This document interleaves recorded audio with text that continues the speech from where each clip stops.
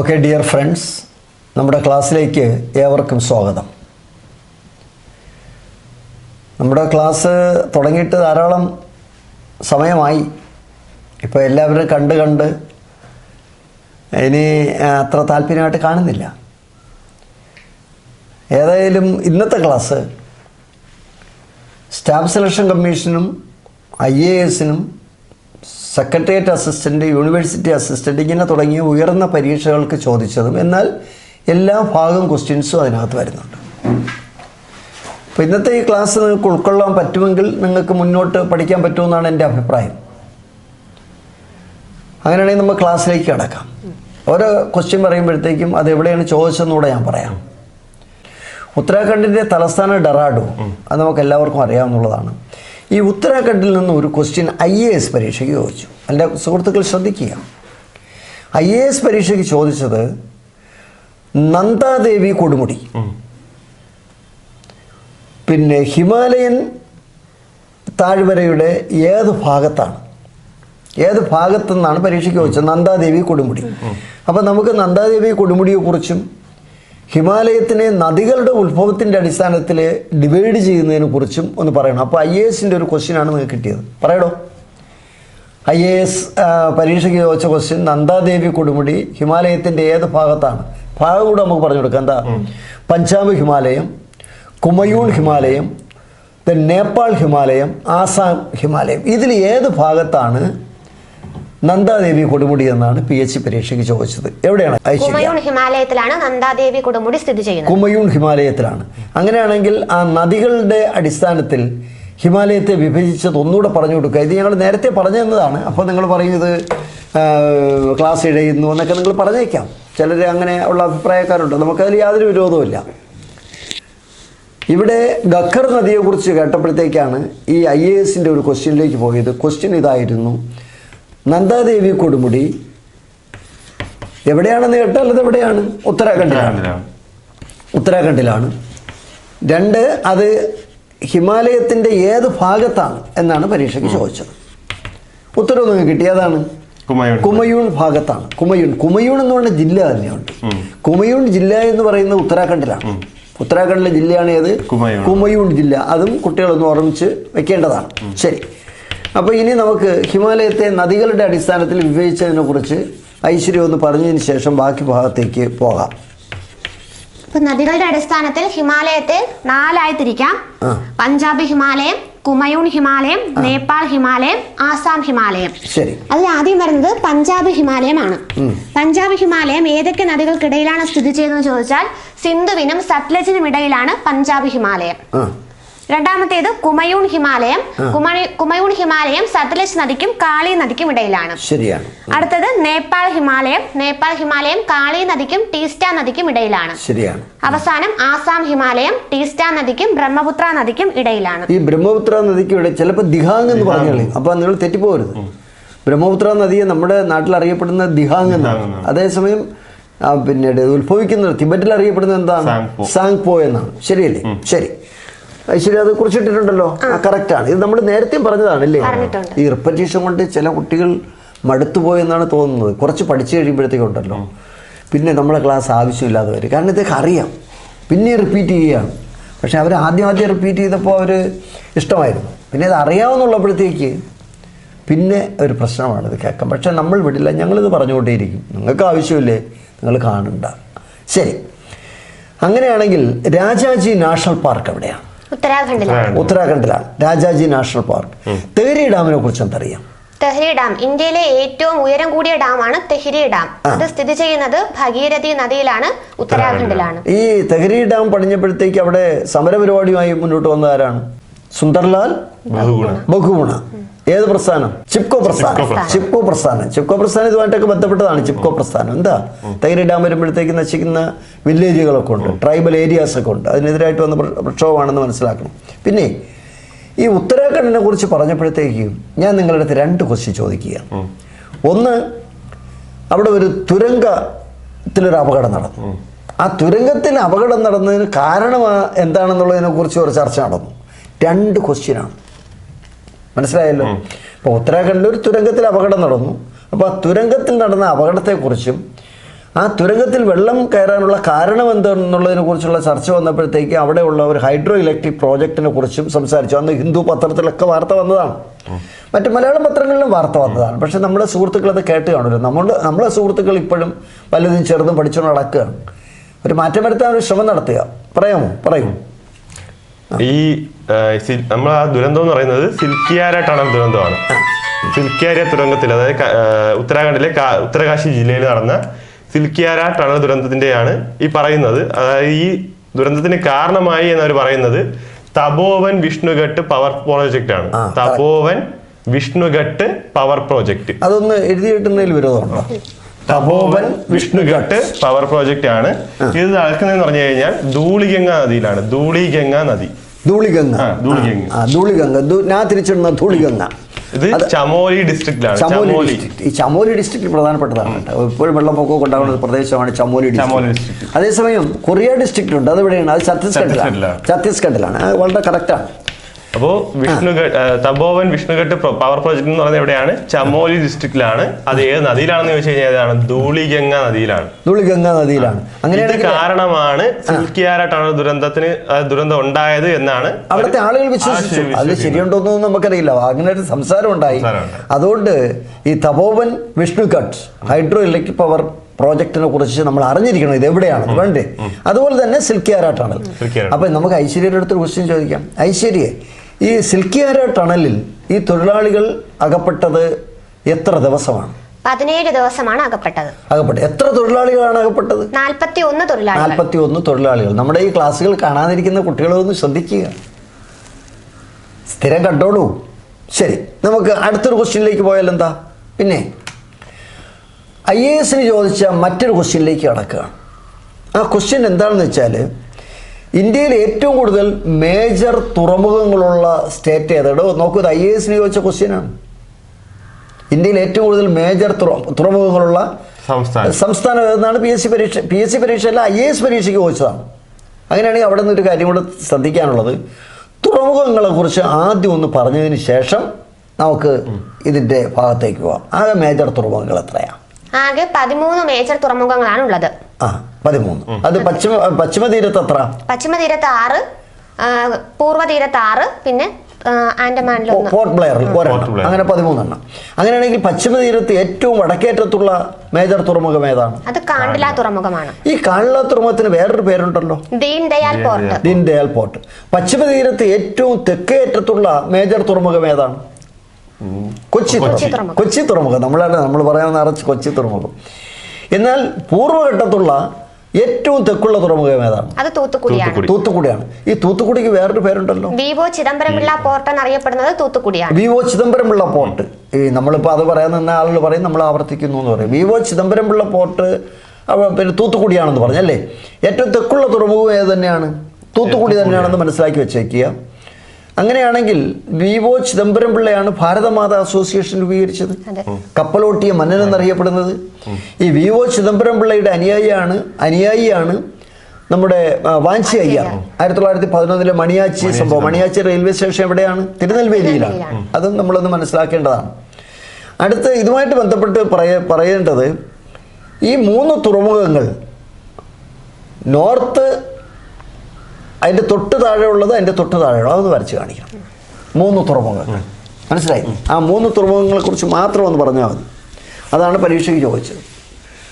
തമിഴ്നാട്ടിൽ 3 മേജർ തുറമുഖങ്ങളുണ്ട്. അതിൽ തെക്കേത്, ആ തെക്കിൻ്റെ തൊട്ട് വടക്കേത്, ഏറ്റവും വടക്കേറ്റത്തുള്ളത് ഏത്? ഇതാണ് ക്വസ്റ്റ്യൻ. അതാണ് ഇവിടെ പറയാൻ പോകുന്നത്. ഏറ്റവും താഴെ ഏറ്റവും തെക്കുള്ളത് ഏതാണ്? തൂത്തുക്കുടി. തൊട്ട് മുകളിൽ ഏതാണ്? ചെന്നൈ. ഏറ്റവും മുകളിൽ ഏതാണ്? എണ്ണൂറിന്റെ വേറൊരു പേരെന്താണ്? കാമരാജ് പോർട്ട്. തൂത്തുക്കുടിയുടെ വേറൊരു പേരെന്താണ്? വിവോ ചിദംബരംപിള്ള പോർട്ടാണെന്ന് മനസ്സിലാക്കി വെച്ചേക്കണം. ശരിയല്ലേ? ശരി. അപ്പോൾ ഇനി നമുക്ക് അടുത്ത ഭാഗത്തേക്ക് പോവാം. എന്നിട്ട് നോക്കൂ, ഇതുമായി ബന്ധപ്പെട്ട് വന്ന വേറൊരു ക്വസ്റ്റ്യനാണ്. പിന്നെ പശ്ചിമഘട്ടവും പൂർവ്വഘട്ടവും കൂടെ വന്നു ചേരുന്നത് നീലഗിരിയാണ്. ഈ നീലഗിരി എന്ന് പറയുന്നത് പിന്നീട് ബ്ലൂ മൗണ്ടെയിൻ ഇത് തമിഴ്നാട്ടിലാണ്. പക്ഷെ തമിഴ്നാട്ടിലാണെങ്കിലും ഏത് പർവ്വതനിരയുടെ ഭാഗമാണ്? പശ്ചിമഘട്ടത്തിന്റെ ഭാഗമാണ്. ഈ 2 പർവ്വതവും കൂടെ വന്ന് തീർന്നിട്ട് താഴോട്ട് വരുന്നതിന് പറയുന്ന പേരാണ് സഹ്യപർവ്വതം നമ്മൾ സഹ്യപർവ്വതം മൊത്തത്തിൽ പശ്ചിമഘട്ടവും സഹ്യപർവ്വതം എന്നാണ് പറയുന്നതെന്ന് മനസ്സിലാക്കി വെച്ചേക്കുക. ഈ തമിഴ്നാട്ടിനെ കുറിച്ച് പറഞ്ഞതുകൊണ്ട് 2-3 കാര്യങ്ങൾ ഞാൻ പറയാം. ഈ മേട്ടൂർ ഡാം ഉണ്ട്. മേട്ടൂർ ഡാം എവിടെയാണ്? തമിഴ്നാട്ടിലാണ്, കാവേരി നദിയിലാണ് മേട്ടൂർ ഡാം. എന്നാൽ മധുര എന്ന് പറയുന്ന പട്ടണം ഏത് നദിയുടെ തീരത്താണ്? വൈഗ നദിയുടെ തീരത്താണ്. എന്താണ് അങ്ങോട്ട് നോക്കിയിട്ട് അവിടെയാണ് നമ്മൾ ആളിരിക്കുന്നത്. വൈഗ നദിയുടെ തീരത്താണ്. തിരുനെൽവേലി എന്ന് പറയുന്ന ഏത് നദിയുടെ തീരത്താണ്? ഇത് പണ്ടൊരു PSC ക്വസ്റ്റ്യൻ ചോദിച്ചതാണ്. താമ്രപർണി നദിയുടെ തീരത്താണ് തിരുനെൽവേലി സ്ഥിതി ചെയ്യുന്നത്. നേരത്തെ ഒരു പരീക്ഷയ്ക്ക് ചോദിച്ചതാണ്. അടുത്തത് ടോപ്പ് സ്ലിപ്പ് അണ്ണാമലൈ ടൈഗർ റിസർവിനെ കുറിച്ച് എന്താണ് അത് പറയാനുള്ളത്? ഈ top slip Annamalai tiger reserve എന്ന് പറയുന്നത് അതിന്റെ വേറൊരു പേരാണ് ഇന്ദിരാഗാന്ധി വൈൽഡ് ലൈഫ് സാഞ്ചുറി എന്ന് പറയുന്നത്. ഇന്ദിരാഗാന്ധി വൈൽഡ് ലൈഫ് സാഞ്ചുറി തമിഴ്നാട്ടിലാണ്. ശരി, അത് മനസ്സിലാക്കി വെച്ചേക്കുക. അടുത്തത് ഏറ്റവും കൂടുതൽ വൈദ്യുതി കാറ്റിൽ നിന്ന് ഉൽപ്പാദിപ്പിക്കുന്ന സ്റ്റേറ്റ് ഏതാണ്?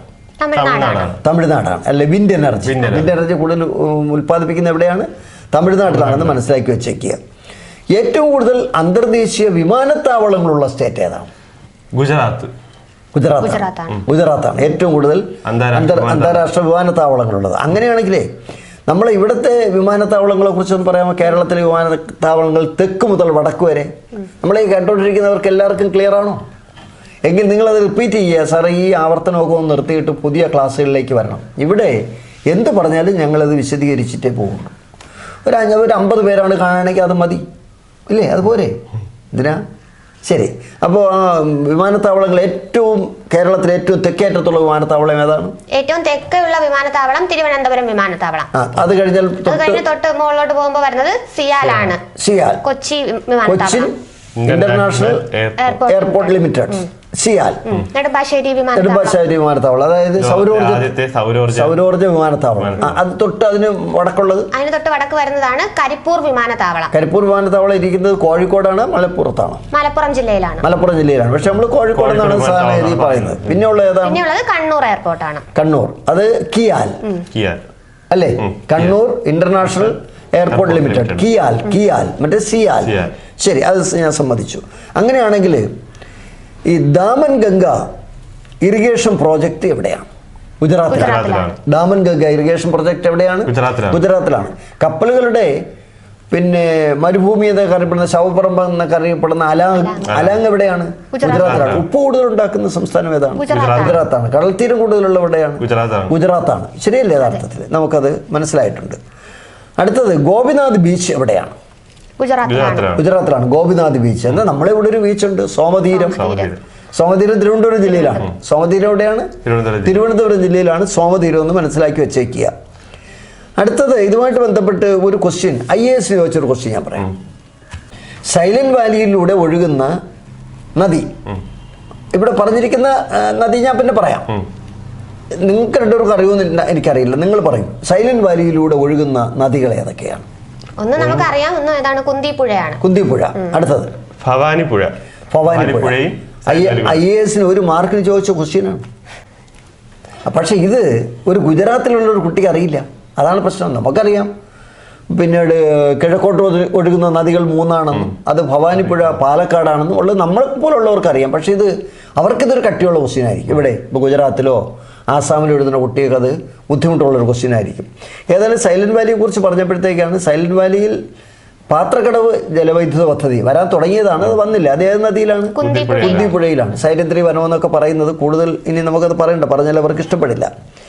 പാലക്കാടിനെ കുറിച്ച് ഒരു ക്വസ്റ്റ്യൻ ഈ അടുത്ത കാലത്ത് ഒരു ബുദ്ധിമുട്ടുള്ള ഒരു ക്വസ്റ്റ്യൻ ചോദിച്ചത്, പാലക്കാടിൻ്റെ പഴയ പേരെന്താണ്?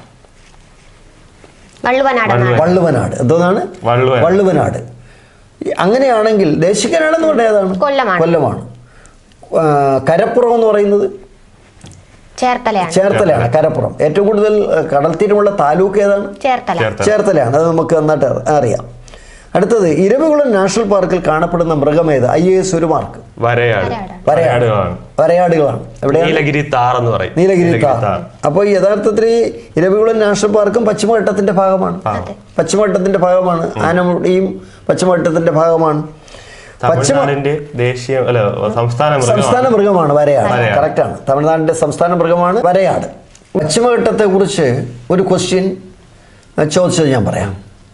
ഒന്ന് പശ്ചിമഘട്ടം എന്ന് കേട്ടപ്പോൾ തന്നെ നിങ്ങളുടെ മനസ്സിൽ മാധവ് ഗാഡ്ഗിൽ കമ്മിറ്റി വന്നിട്ടുണ്ട്, കസ്തൂരി രംഗൻ കമ്മിറ്റി വന്നിട്ടുണ്ട്, കേരളം നിയമിച്ച ഉമ്മൻ വി ഉമ്മൻ കമ്മിറ്റിയും നിങ്ങളുടെ മനസ്സിൽ വന്നിട്ടുണ്ടെന്നുള്ളത് ഉറപ്പാണ്. ഇവിടെ ക്വസ്റ്റ്യൻ എന്ന് പറയുന്നത് പശ്ചിമഘട്ടം ഒരു എസ്കാർപ്പമെൻ്റ് ആണ്, ശരിയാണോ തെറ്റാണോ? രണ്ടാമത്തെ പ്രസ്താവന. പശ്ചിമഘട്ടം വടക്ക് നിന്ന് തെക്കോട്ട് വരും തോറും ഉയരം കൂടിക്കൂടി വരുന്നു. ഈ രണ്ട് പ്രസ്താവന ശരിയാണോ തെറ്റാണോ? ശരിയാണ്. എന്തോ എങ്ങനെ പറയൂ? പശ്ചിമഘട്ടം ഒരു എസ്കാർപ്മെന്റ് ആണ്, കിഴക്കൻ തൂക്കായ പ്രദേശം, കിഴക്കൻ തൂക്കായ ഭാഗമാണ് എസ്കാർപ്മെന്റ് എന്ന് പറയുന്നത്. ശരി. പിന്നെ രണ്ടാമത് പറഞ്ഞത് പശ്ചിമഘട്ടം വടക്ക് നിന്ന് തെക്കോട്ട് വരുമ്പോൾ ഉയരം കൂടി വരുന്നു, അതും ശരിയായ പ്രസ്താവനയാണ്. അതിന് ഉദാഹരണമാണ് ആനമുടി 2695 മീറ്റർ അല്ലേ? 2695 മീറ്റർ. ശരി. ഈ ആനമല എന്തിന്റെ ഭാഗമാണ്? ആനമല പശ്ചിമഘട്ടത്തിന്റെ ഭാഗമാണ്. ഈ ആനമലയിൽ നിന്നാണ് ഭാരതപ്പുഴ ഉത്ഭവിക്കുന്നത്. തമിഴ്നാടും കേരളവുമായിട്ട് വ്യാപിച്ചു കിടക്കുകയാണ് ആനമല. നേരത്തെ പറഞ്ഞപ്പോഴത്തേക്ക് കക്രപ്പാറ ആണവ നിലയം, നമ്മൾ ഗുജറാത്ത് പറയുമ്പോൾ ഞാനത് ചോദിക്കാൻ വിട്ടുപോയി. കക്രപ്പാറ ആണവ നിലയം എവിടെയാണ്? ഗുജറാത്തിലാണ്. അതുപോലെ തന്നെ പിന്നെ Wanakbori thermal power station, Wanak WANAK Wanakbori thermal power station എവിടെയാണ്? ഗുജറാത്തിലാണ്. അത് നമ്മൾ പറഞ്ഞു, ആനമലയിൽ നമ്മൾ പറഞ്ഞു. ശരി, അടുത്ത ക്വസ്റ്റ്യനിലേക്ക് വരികയാണ്. അടുത്ത ക്വസ്റ്റ്യൻ എന്ന് പറയുന്നത് ജനസാന്ദ്രതയുടെ അടിസ്ഥാനത്തിൽ. ഒന്ന്, ജനസാന്ദ്രത കണക്കാക്കുന്നത് എങ്ങനെ കണക്കാക്കുന്നത്? എത്ര പേര് അധിവസിക്കുന്നു? ഇതൊക്കെ നമ്മളെ ആളിൽ കേട്ട് അതാണ് ഇപ്പോൾ ഈ ക്ലാസ് അവർ കാണണ്ടെന്ന് വിചാരിക്കുന്നത്. ഇവർ മനസ്സിലാക്കുന്നില്ല അത്. ജനസാന്ദ്രതയുടെ അടിസ്ഥാനത്തിൽ ആദ്യത്തെ 3 സ്റ്റേറ്റും ഏറ്റവും അവസാനത്തതും. ഇതൊരു 100 ഞാൻ തന്നെ ഇവിടെ പറഞ്ഞിട്ടുണ്ട്. ഒന്നുകൂടെ ഒന്ന് പറയും, ക്ലിയർ ചെയ്യാം. ഏറ്റവും കൂടുതൽ ജനസാന്ദ്രതയുള്ള സംസ്ഥാനമാണ് ബീഹാർ, രണ്ടാം സ്ഥാനം പശ്ചിമ ബംഗാൾ, മൂന്നാം സ്ഥാനം കേരളം. ജനസാന്ദ്രത കണക്കാക്കുന്നത് ഒരു സ്ക്വയർ കിലോമീറ്ററിൽ എത്ര പേര് അധിവസിക്കുന്നു എന്നതിന്റെ അടിസ്ഥാനത്തിലാണ്. അപ്പോൾ ഐശ്വര്യ 1-2 ക്വസ്റ്റ്യൻ കൂടെ ഞാൻ ചോദിച്ചോട്ടെ. പറ്റീഷനാണ്, നിങ്ങൾ ക്ഷമിക്കുമല്ലോ അല്ലേ? ജനന മരണ രജിസ്ട്രേഷൻ നടത്തേണ്ട എത്ര ദിവസത്തിനകത്താണ്? 21 ദിവസത്തിനകത്ത്. വിവാഹം രജിസ്റ്റർ ചെയ്യാനുള്ള എത്ര ദിവസം? 45 ദിവസം. ഈ ജനനമരണ രജിസ്ട്രേഷൻ നടത്തേണ്ടത് എവിടെയാണ്? തദ്ദേശ സ്വയംഭരണ സ്ഥാപനങ്ങളിലാണ്. വിവാഹം രജിസ്റ്റർ ചെയ്യേണ്ടത് എവിടെയാണ്? വിവാഹം എവിടെ വെച്ച് നടക്കണം? ആ തദ്ദേശ സ്വയംഭരണ സ്ഥാപനത്തിലാണ് അത് രജിസ്റ്റർ ചെയ്യാനുള്ളത്. എവിടെയുള്ള ആളായാലും ആ തദ്ദേശ സ്വയംഭരണ സ്ഥാപനത്തിലായിരിക്കണം. മദ്യം വാങ്ങാനുള്ള പ്രായം എത്രയാണ്? എത്ര വയസ്സ് കഴിഞ്ഞിരിക്കണം? 3 വയസ്സ് കഴിഞ്ഞവർക്ക് മദ്യം വാങ്ങാൻ. പുകയില ഉൽപ്പന്നങ്ങൾ വാങ്ങാനുള്ള പ്രായം എത്രയാണ്? 18 വയസ്സ് കഴിഞ്ഞവർക്കേ വാങ്ങാൻ പറ്റുള്ളൂ. അങ്ങനെ പുകയില ഉൽപ്പന്നങ്ങൾ ഇപ്പോൾ ഇല്ല എന്നുള്ളത് സത്യമാണ്. എന്നാലും സിഗരറ്റൊക്കെ ഉണ്ടല്ലേ, അത് പുകയില ഉൽപ്പന്നമാണല്ലോ. അങ്ങനെയാണെങ്കിൽ പോക്സോ നിയമത്തിൽ കുട്ടികൾ എത്ര വയസ്സാണ്? 18 വയസ്സിന് താഴെയുള്ളവരാണ്. ബാലവേല എത്ര വയസ്സിന് താഴെയുള്ള? 14 വയസ്സിന് താഴെയുള്ളതാണ്. ICDS 1975 ഒക്ടോബർ 2 വന്നത്. അത് എത്ര വയസ്സിന് താഴെയുള്ളവർക്കാണ്? 6 വയസ്സിന് താഴെയുള്ളവർക്കാണ്.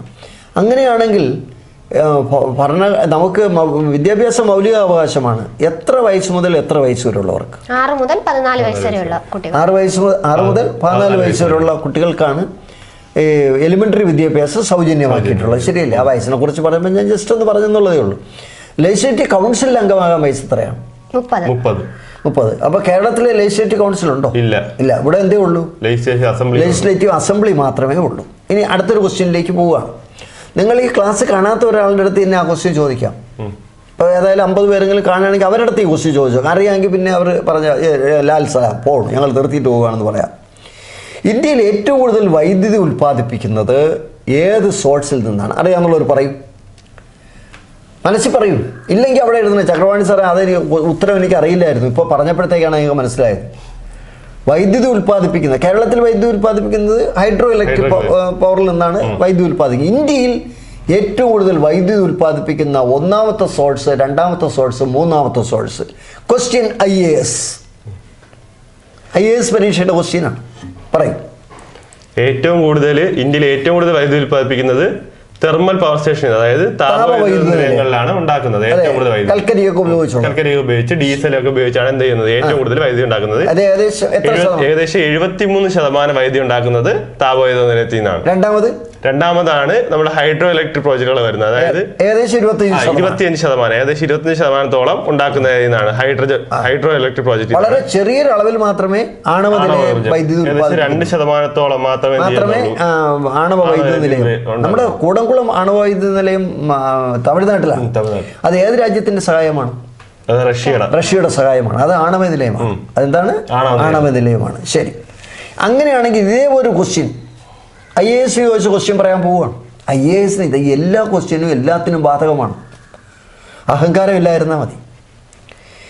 ഈ നമ്മുടെ രാജ്യത്തെ ഇറിഗേഷൻ, ജലസേചനം, നമ്മുടെ രാജ്യത്ത് ഏറ്റവും കൂടുതൽ ഇറിഗേഷൻ ഉപയോഗിക്കുന്നത് കനാലാണോ? 2 കിണറാണോ? 3 കുഴൽ കിണറാണോ? ഏറ്റവും കൂടുതൽ ഇറിഗേഷന്, അതായത് ജലം കൊണ്ടുപോകുന്ന ജലസേചനത്തിൽ ഉപയോഗിക്കുന്നതെന്ന് പറയുന്നത് ട്യൂബ് വെൽസ് അല്ലെങ്കിൽ കുഴൽ കിണറുകളാണ്. ഏകദേശം എത്ര ശതമാനം? ഇത് എഴുതുമായിരുന്നു. 43%. നമുക്കിവിടെ അറിയില്ല, വടക്കോട്ടുള്ള കാര്യങ്ങൾ ഇവിടെ അറിയില്ലല്ലോ. ഇനി സോഴ്സ് ഓഫ് ഇറിഗേഷൻ 2ാം സ്ഥാനം ഏതാണ്? കനാലുകൾക്കാണ്. ഏകദേശം 26% കനാലിൽ നിന്നാണ് നമ്മൾ വെള്ളം എടുക്കുന്നത് ഇറിഗേഷൻ. ഇനി കിണറിൽ നിന്നാണെങ്കിൽ ഏകദേശം 19%. കിണർ കുറവാണ്, ശരിയല്ലേ? അപ്പൊ സോഴ്സ് ഓഫ് ഇറിഗേഷൻ ഏറ്റവും കൂടുതൽ നമ്മൾ ഡിപ്പെൻഡ് ചെയ്യുന്നത് ട്യൂബ് വെൽസ് എന്ന് പറയുന്ന കുഴൽ കിണറുകളെയാണ്. IAS പരീക്ഷയ്ക്ക് ചോദിച്ച വേറൊരു ക്വസ്റ്റ്യനിലേക്ക് കടക്കുകയാണ്. ഞാൻ ഈ IAS പരീക്ഷ എന്ന് അത് നിങ്ങൾക്ക് ചെയ്യാൻ പറ്റുമെങ്കിൽ നിങ്ങൾക്ക് കോൺഫിഡൻസ് കൂടും. നിങ്ങൾ പഠിക്കുന്ന ചിലപ്പോൾ ലാസ്റ്റ് ഗ്രേഡിന് വേണ്ടിയായിരിക്കും, അല്ലെന്നുണ്ടെങ്കിൽ LD ആയിരിക്കും, ഡിഗ്രി ലെവലായിരിക്കും, ഏതെങ്കിലും ഒരു പരീക്ഷയ്ക്ക് നിങ്ങൾ പഠിക്കുകയായിരിക്കും. പക്ഷേ IAS ചോദിച്ച ക്വസ്റ്റ്യൻ ഈ ക്വസ്റ്റ്യൻ ആണെന്ന് പറയുമ്പോൾ നിങ്ങൾ മനസ്സിലാക്കണം, എല്ലാം വിജ്ഞാനമാണ്. മനസ്സിലാക്കി വെച്ചേക്കുക. അങ്ങനെയാണെങ്കിൽ IAS ചോദിച്ച ക്വസ്റ്റ്യൻ ഞാൻ പറയട്ടെ. 4 നദികൾ തന്നിട്ടുണ്ട്. ഈ 4 നദികളെ ഒഴുകുന്ന നീളത്തിൻ്റെ അടിസ്ഥാനത്തിൽ ക്രമീകരിക്കുക. അപ്പോൾ നമുക്ക് ഞാൻ IAS ക്വസ്റ്റ്യൻ പറഞ്ഞുതരാം. അപ്പം ബോർഡിൽ എഴുതുക. 1 താപ്തി നദി, 2 നർമ്മദാ നദി,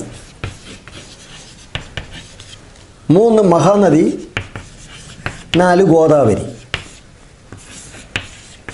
4 നദികൾ. ഈ 4 നദികളെ നീളത്തിൻ്റെ ഒഴുകുന്ന നീളത്തിൻ്റെ അടിസ്ഥാനത്തിൽ ക്രമീകരിക്കാനാണ് പറഞ്ഞിരിക്കുന്നത്.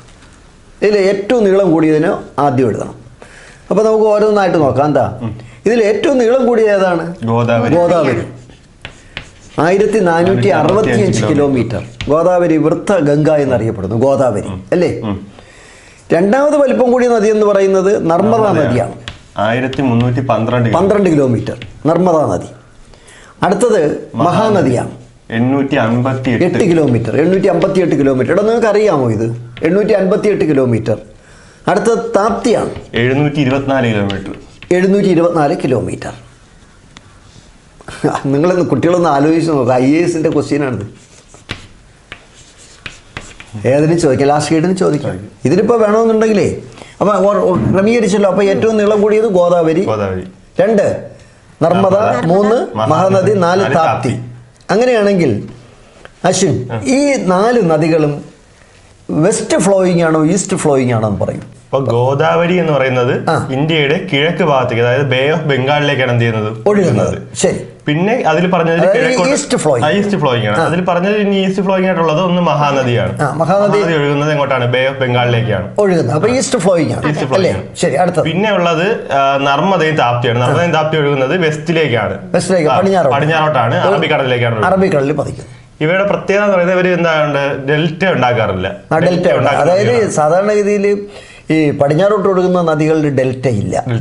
കിഴക്കോട്ട് ഒഴുകുന്ന നദികളിലാണ് ഡെൽറ്റ. ശരിയല്ലേ? ഡെൽറ്റ. അത് നമുക്ക് ഒന്ന് മനസ്സിലാക്കി വെക്കേണ്ടതാണ്. അടുത്ത ഒരു ക്വസ്റ്റ്യനിലേക്ക് കടക്കുകയാണ്.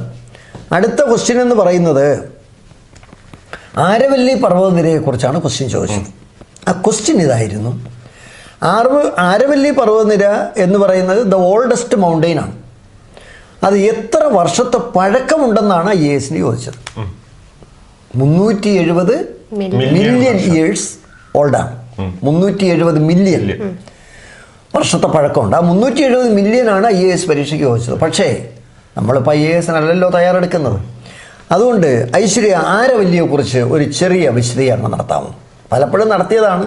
നടത്തി കുട്ടികളെല്ലാം പോവുകയാണ്. പഠിച്ചു കഴിഞ്ഞാലുണ്ടല്ലോ പിന്നെ ആരും നിൽക്കില്ല കേട്ടോ.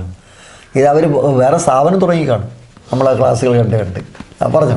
ഇന്ത്യയിലെ ഏറ്റവും പഴക്കം ചെന്ന പർവ്വതനിരയാണ് ആരവല്ലി എന്ന് പറയുന്നത്. ഈ ആരവല്ലി പർവ്വതനിര കടന്നു പോകുന്നത് ഗുജറാത്ത്, രാജസ്ഥാൻ, ഹരിയാന, ഡൽഹി 3 സംസ്ഥാനങ്ങളും ഒരു കേന്ദ്രഭരണ പ്രദേശത്തു കൂടിയാണ് ആരവല്ലി കടന്നു പോകുന്നത്. ഏറ്റവും കൂടുതൽ കടന്നു പോകുന്നത് ഏത് വഴിയാണ്? രാജസ്ഥാൻ വഴിയാണ് ഏറ്റവും കൂടുതൽ കടന്നു പോകുന്നത്. ഈ ആരവല്ലി പർവ്വതം എന്ന് പറഞ്ഞത്, ഞാൻ വേറൊരു ക്വസ്റ്റ്യൻ കൂടെ ചോദിച്ചോട്ടെ, അതും ഒരു പരീക്ഷയ്ക്ക് ചോദിക്കുന്ന ക്വസ്റ്റ്യനാണ്. ഇന്ത്യയുടെ വടക്ക് പടിഞ്ഞാറായി സ്ഥിതി ചെയ്യുന്ന പർവ്വതനിര ഏതാണ്? ഈ ആരവല്ലി പർവ്വതം എന്ന് പറയുന്നത് ഫോൾഡ് മൗണ്ടെയിൻ ആണോ റെസിഡ്യൂറി മൗണ്ടെയിൻ ആണോ? റെസിഡ്യൂറി മൗണ്ടെയിൻ ആണ്, അവശിഷ്ട പർവ്വതമാണ്. അവശിഷ്ട പർവ്വതമാണ്, ശരിയല്ലേ? ഇനി ആരവല്ലിയെ കുറിച്ച് എന്താ പറയാനുള്ളത്? ആരവല്ലിയിലെ ഏറ്റവും ഉയരം കൂടിയ ഭാഗമാണ് ഗുരുശിഖർ. അത് രാജസ്ഥാനിലാണ് അല്ലേ? രാജസ്ഥാനിലാണ്. അടുത്തത് ഇനി ദിൽവാര ക്ഷേത്രങ്ങൾ കാണപ്പെടുന്നത് ചെയിൻ ഓഫ് ടെമ്പിൾസ് ആണ്. അത് കാണുന്നത് ഈ ആരവല്ലി പർവ്വതത്തിന്റെ അടുത്താണ്. ശരി, അടുത്തത് പിന്നെ മൗണ്ട് അബു. രാജസ്ഥാനിലെ സുഖവാസ കേന്ദ്രമായ മൗണ്ട് അബു സ്ഥിതി ചെയ്യുന്നത് ആരവല്ലി പർവ്വതനിരയിലാണ്. ശരി, ഈ ആരവല്ലിക്ക് അടുത്ത് അജ്മീർ എന്നൊരു സ്ഥലമുണ്ട്. അജ്മീറിന്റെ പ്രത്യേകത എന്താ? അജ്മീറിലാണ് മൊയിനുദ്ദീൻ ചിസ്തി എന്ന് പറയുന്ന സൂഫി സന്യാസിയുടെ ശവകുടീരം ഉള്ളത്. മൊയിനുദ്ദീൻ ചിസ്തി എന്ന് പറയുന്ന സൂഫി സന്യാസി, സൂഫി സന്യാസിയുടെ ശവകുടീരം ഉള്ളത്.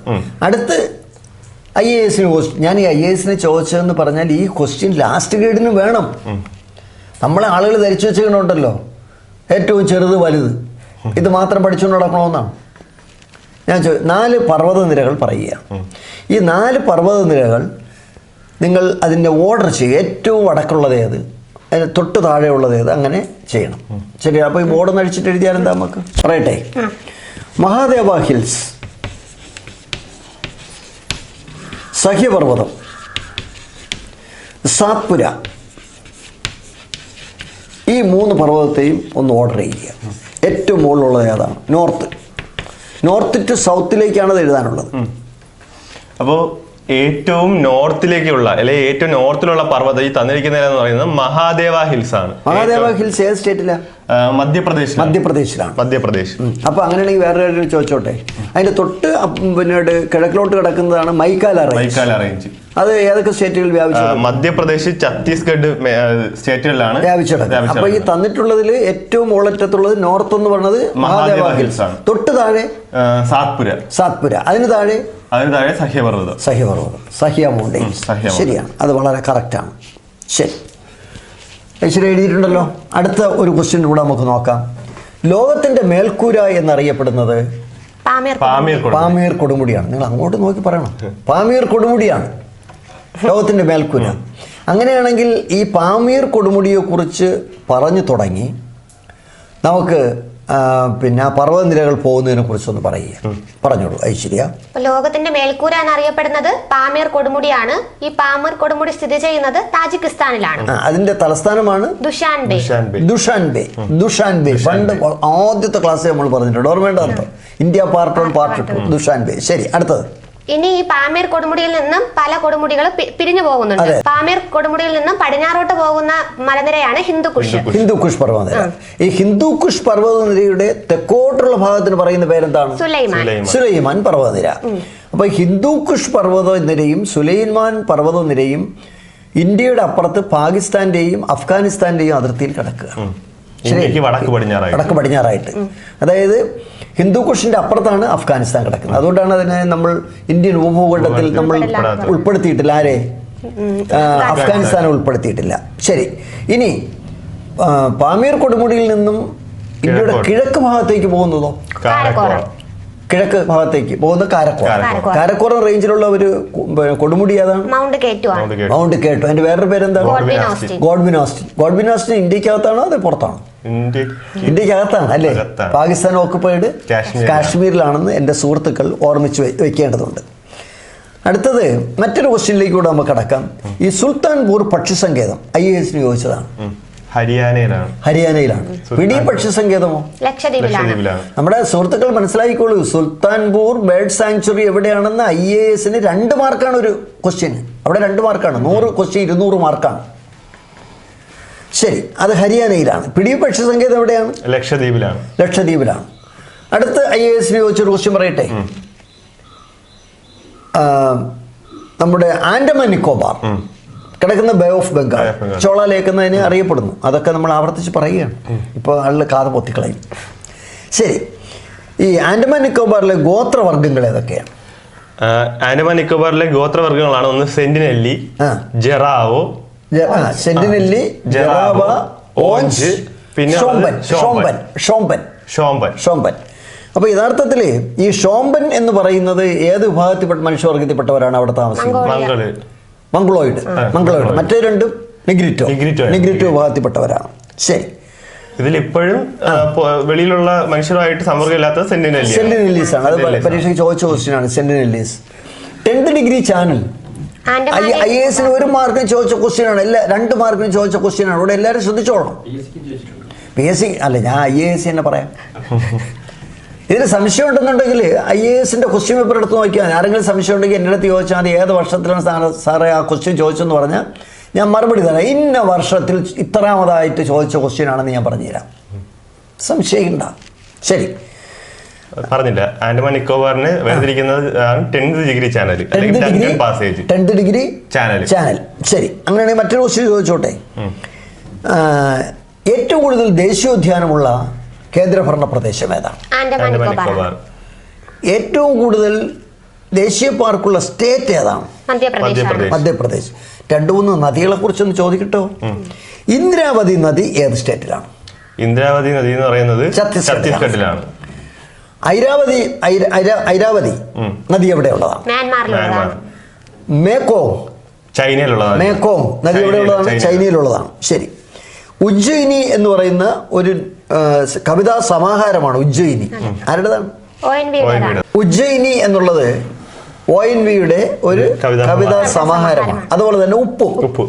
ഈ ഉജ്ജയിനി എന്ന് പറയുന്ന പട്ടണം എവിടെയാണ്? മധ്യപ്രദേശിലാണ് ഉജ്ജയിനി, അല്ലേ? ഉജ്ജയിനി ഏത് നദിയുടെ തീരത്താണ്? ക്ഷിപ്ര നദിയുടെ തീരത്താണ്. ശരി, അങ്ങനെയാണെങ്കിൽ ഒരു ക്വസ്റ്റ്യൻ കൂടെ ചോദിച്ചോട്ടെ. സിക്കിം സംസ്ഥാനമായത് 1975-ലാണ്. ചൈനയുടെ ഭാഗമായിരുന്നു സിക്കിം. പിന്നെ ഇന്ത്യയോട് ചേർന്ന ഒരു രാജ്യമാണെന്ന് വേണമെങ്കിലും നമുക്ക് പറയാം. പിന്നെ അവിടുത്തെ സംസ്ഥാന മൃഗമാണേത്? റെഡ് പാണ്ട, ചുവന്ന പാണ്ട. അതിന്റെ ആഹാരം എന്താണ്? മുളയാണ്. ശരി, അങ്ങനെയാണെങ്കിൽ WWF എന്താണ്? World wide fund for nature എന്നതാണ് ഇതിന്റെ ഫുൾ ഫോം. പ്രകൃതി സംരക്ഷണത്തിന് വേണ്ടിയിട്ടുള്ളത്, എക്കോളജിയൊക്കെ സംരക്ഷിക്കാനുള്ളതാണ്. 1961-ലാണ് സ്ഥാപിച്ചത്. ശരിയാണ്. എവിടെയാണ് അതിന്റെ സ്വിറ്റ്സർലൻഡിലെ ഗ്ലാൻഡിലാണ് അത് സ്ഥാപിച്ചത്. ശരിയല്ലേ? ശരി. അപ്പൊ നമ്മൾ ഇന്നിപ്പോൾ ഒരു ക്ലാസ് എടുത്തത് ഇതിൽ 99% ക്വസ്റ്റ്യൻസും IAS പരീക്ഷയ്ക്ക് പല പരീക്ഷകളിലായിട്ട് ചോദിച്ചതാണ്. ഈ ക്വസ്റ്റ്യൻസ് എല്ലാം നമുക്ക് ബാധകമാണ്. ലാസ്റ്റ് ഗ്രേഡ് എഴുതുന്നവനും LDC എഴുതുന്ന കുട്ടിക്കും ഒക്കെ ബാധകമാണ്. നിങ്ങൾ താല്പര്യപൂർവ്വം ഈ ക്ലാസ് കാണുകയാണെങ്കിൽ കാണുന്നവർക്ക് ഒരു പക്ഷേ ഒരു ജോലി നേരത്തെ കിട്ടിയേക്കാം. നിങ്ങളുടെ ഇഷ്ടത്തിന് ഞാൻ വിടുകയാണ്. നിങ്ങളുടെ അഭിപ്രായങ്ങൾ നിങ്ങൾ എഴുതാം. ഇപ്പം നമുക്ക് ഈ കുട്ടികൾ കാഴ്ചക്കാർ കുറവായത് എന്തുകൊണ്ടാണ്? ഞങ്ങൾ പൈസ വാങ്ങിയല്ലോ നടത്തുന്നത്. പൈസ കൂടിയതുകൊണ്ടാണോ ക്ലാസ് നിങ്ങൾക്ക് ഇഷ്ടപ്പെടാത്തത്? അപ്പം നിങ്ങൾ അതിനകത്ത് എഴുതണം, ക്ലാസ് ലാഗ് ചെയ്യുന്നുണ്ട്, അല്ലെങ്കിൽ റിപ്പറ്റീഷൻ കൂടുതലാണ്, ഞങ്ങൾക്ക് ഉപയോഗം വരുന്നില്ല എന്നൊക്കെ നിങ്ങൾക്ക് എഴുതാം. എന്നാലേ ഞങ്ങൾ നന്നാവുള്ളൂ. ചക്രവാണി സാർ ഒന്നുകൂടെ നന്നാവട്ടെ. മനസ്സിലായില്ലേ? അപ്പോൾ ആ അഭിപ്രായങ്ങൾ നിങ്ങൾ എഴുതുമെന്ന് വിശ്വസിക്കുന്നു. നമുക്ക് അടുത്ത ക്ലാസ്സിൽ കാണാം എന്ന് പറഞ്ഞുകൊണ്ട് ഈ ക്ലാസ് കൂടെ അവസാനിപ്പിക്കുന്നു. നന്ദി, നമസ്കാരം.